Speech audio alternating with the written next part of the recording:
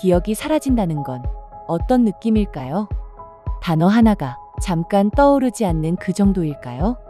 아니면 방금 나눈 대화를 스스로 기억하지 못하는 그런 순간일까요? 처음에는 정말 사소합니다. 약속 시간을 한번 헷갈립니다. 자주 쓰던 단어가 잠깐 떠오르지 않습니다. 휴대전화 비밀번호가 순간적으로 생각나지 않습니다. 우리는 대부분 이런 일을 겪습니다. 그리고 이렇게 말합니다. 요즘 피곤해서 그래. 나이 먹으면 다 그렇지. 스트레스 때문이겠지. 웃고 넘깁니다. 하지만 문제는 반복입니다. 비슷한 일이 조금씩 잦아집니다. 어제 들은 이야기를 오늘 처음 듣는 것처럼 느낍니다. 이미 했던 질문을 다시 묻습니다. 그런데 본인은 그 순간을 선명하게 기억하지 못합니다. 여기서부터 균열이 시작될 수 있습니다. 치매를 떠올리면 많은 사람들은 아주 먼 미래를 생각합니다. 휠체어에 앉은 노인, 이름을 기억하지 못하는 부모님, 요양병원 침대. 하지만 그 모습은 결과에 가깝습니다. 과정은 훨씬 조용합니다. 뇌는 통증을 보내지 않습니다. 심장이 아프면 가슴이 조입니다. 위가 아프면 속이 쓰립니다. 하지만 뇌는 천천히 변하면서도 우리에게 경고하지 않습니다. 그래서 우리는 잘 모릅니다. 기억을 담당하는 영역, 판단을 담당하는 영역, 공간을 인식하는 영역은 서로 연결되어 있습니다. 이 연결이 아주 서서히 약해질 수 있습니다. 갑자기 무너지지 않습니다. 조금씩 눈에 띄지 않게 변화할 수 있습니다. 전 세계적으로 치매 환자 수는 증가 추세에 있습니다. 고령 인구가 늘어나면서 발병 인구도 함께 늘어날 가능성이 큽니다. 이건 통계의 문제가 아닙니다. 현실의 문제입니다. 누군가의 부모님, 누군가의 배우자, 그리고 미래의 나 자신에 대한 이야기일 수 있습니다. 치매는 기억력만의 질환이 아닙니다. 길을 찾는 능력, 돈을 계산하는 능력, 위험을 판단하는 능력, 감정을 조절하는 능력까지 영향을 받을 수 있습니다. 무서운 점은 초기에는 본인이 그 변화를 명확히 느끼지 못할 수 있다는 것입니다. 주변이 먼저 알아차립니다. 요즘 같은 말을 자꾸 반복해. 방금 말한 걸 또 묻네? 처음엔 농담입니다. 그 다음은 걱정입니다. 그리고 어느 순간 두려움이 됩니다. 그렇다면 우리는 정말 아무것도 할 수 없는 걸까요? 치매는 운명일까요? 유전적 요인은 분명 존재합니다. 하지만 모든 것이 유전으로만 설명되지는 않습니다. 생활 습관, 혈압과 혈당 관리, 수면의 질, 운동 여부, 염증 상태 등 여러 요소가 복합적으로 작용할 수 있다는 연구들이 계속 발표되고 있습니다. 완전히 막을 수 있다는 뜻은 아닙니다. 하지만 늦출 가능성에 대한 논의는 점점 늘어나고 있습니다.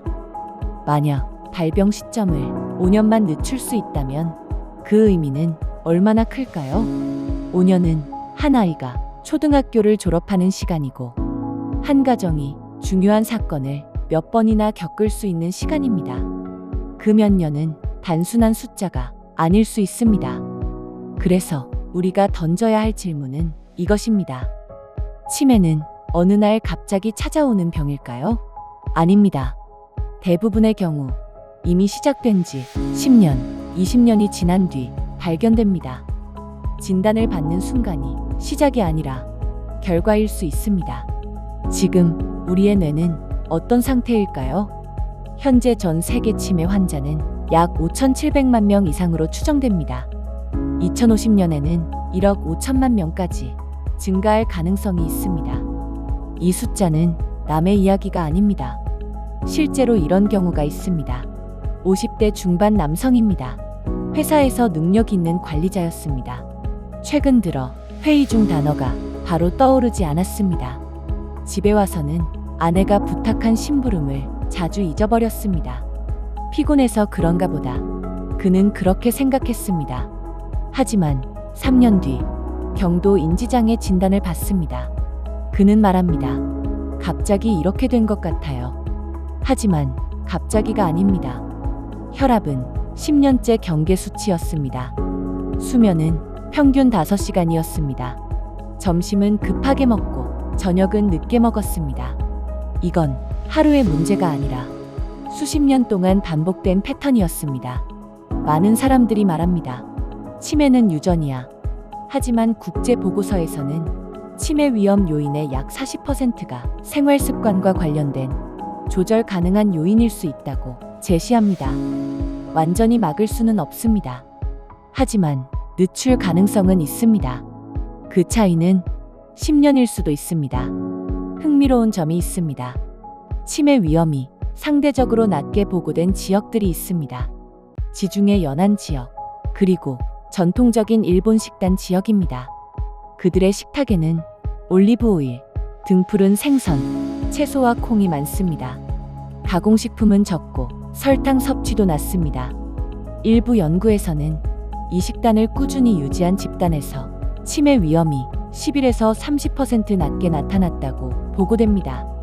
완전한 예방은 아닙니다. 하지만 의미 있는 차이입니다. 치매는 기억력 하나의 문제가 아닙니다. 뇌는 혈관의 영향을 받고 염증의 영향을 받고 혈당의 영향을 받습니다. 밥을 먹고 유난히 졸린 적 있으신가요? 단 음식을 먹고 집중력이 갑자기 떨어진 적은요? 혈당이 급격히 오르고 급격히 떨어지는 현상이 반복되면 몸은 스트레스를 받습니다.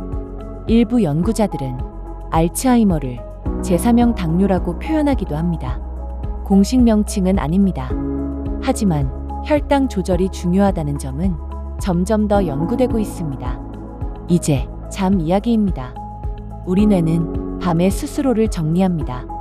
전문 용어로는 글림프 시스템이라고 부르지만 쉽게 말하면 뇌 속 세척 시간입니다. 낮 동안 활동하면서 뇌에는 단백질 찌꺼기가 쌓입니다. 그 중 하나가 베타 아밀로이드입니다. 깊은 잠을 자는 동안 뇌는 이 노폐물을 정리합니다. 문제는 깊은 수면이 부족하면 이 정리 시간이 줄어들 수 있다는 점입니다. 또 다른 사례입니다. 40대 후반 여성입니다. 밤 12시가 넘어야 혼자만의 시간이 시작됩니다. 휴대폰을 보다가 1시쯤 잠이 듭니다. 아침 6시 알람이 울립니다. 평균 수면 시간은 5시간 남짓입니다. 주말에는 몰아서 잠을 잡니다. 어느 날 아이 담임 선생님 이름이 순간 떠오르지 않습니다. 며칠 뒤 차 키를 어디에 두었는지 기억이 흐릿합니다. 피곤해서 그렇겠지. 하지만 수면이 반복적으로 부족한 사람들에게서 베타 아밀로이드 축적이 더 높게 관찰되었다는 연구들이 있습니다. 잠은 사치가 아닙니다. 뇌를 관리하는 시간입니다. 그리고 잇몸입니다. 양치할 때 피가 나도 그냥 넘긴 적은 없으신가요?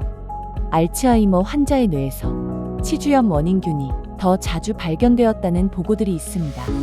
아직 인과관계는 확정되지 않았습니다. 하지만 염증은 치매 연구에서 반복적으로 등장하는 개념입니다. 하루 2번 양치, 치실 사용, 정기적인 스케일링, 작은 습관이 차이를 만들 수 있습니다. 최근 등장한 항체 치료제 레카네맙은 18개월 기준 약 27% 진행 지연을 보고했습니다. 도나네맙은 약 36% 지연 효과를 보고했습니다. 완치는 아닙니다. 지연입니다. 그리고 높은 비용과 부작용 관리라는 현실적인 장벽이 존재합니다. 약 하나로 모든 것이 해결되지는 않습니다. 치매는 하루아침에 생기지 않습니다. 그렇다고 하루아침에 막을 수도 없습니다. 하지만 매일의 선택은 분명히 쌓입니다. 오늘의 식탁, 오늘의 수면, 오늘의 양치가 미래의 뇌를 만듭니다. 치매를 두려워하기보다 뇌를 관리하는 삶을 시작해보는 건 어떨까요? 건강 클로스와 함께 조금 더 차분하게, 조금 더 똑똑하게 건강을 관리해봅시다.